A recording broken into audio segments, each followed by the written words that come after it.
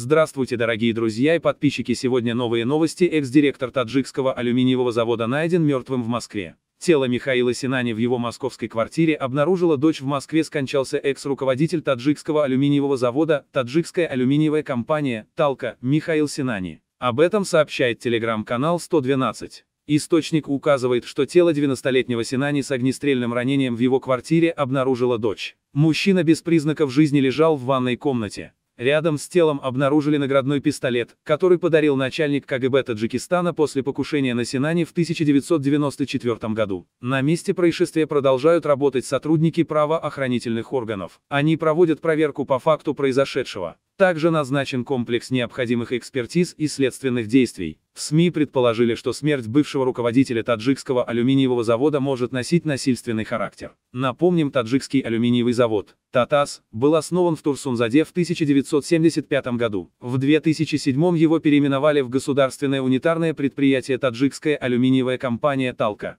На данный момент пост генерального директора компании занимает Наджибулла Раджабов. Подпишитесь, ставьте лайк и комментарий, не забудьте нажать на колокольчик.